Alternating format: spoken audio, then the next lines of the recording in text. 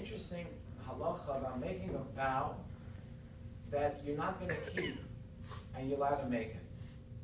How could you make a vow that you're not going to hold by and you're permitted to do? So he gives an example when it comes to tax collectors. Today, tax collectors are different, but years ago, tax collectors were known to be criminals. The Torah even says that according to Jewish law, you're not allowed to be a tax collector. If you are, you have no share in the world to come. Why is that? Because it was a business.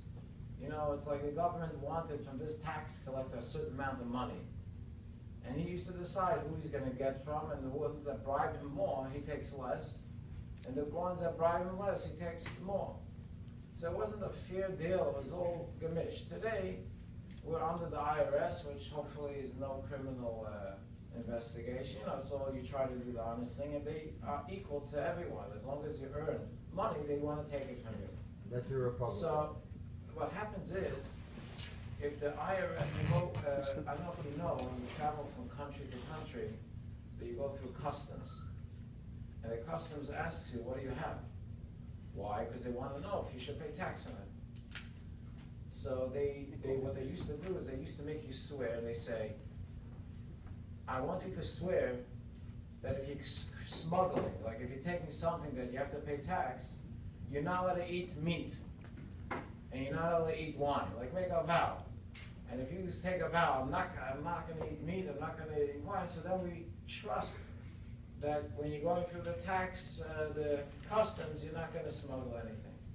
So the Rambam says you're allowed to make this vow and say, I'm not going to eat meat, I vow I'm not going to eat wine, and have in mind that it's only for today, not forever. Means I'm not going to eat wine, I'm not going to drink wine for today, but tomorrow I will.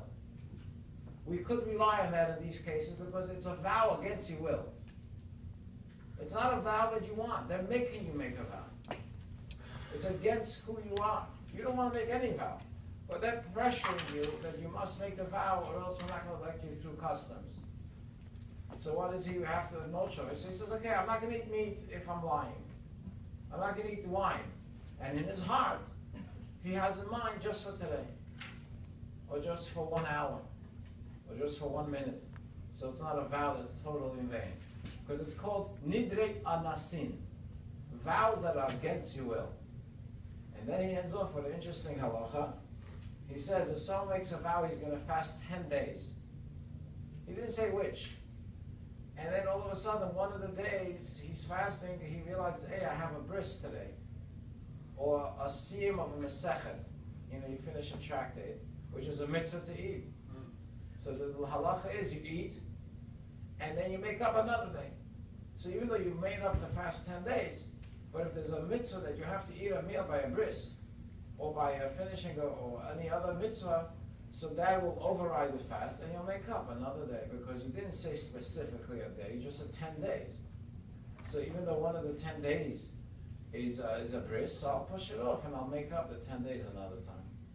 The best thing is, if you could get out of vows, is the best thing, but if you have to be forced, so then have in mind something that the vow should be truthful in some way, in some form, in some time. Otherwise, try to stay away from it and always say Belin Eder.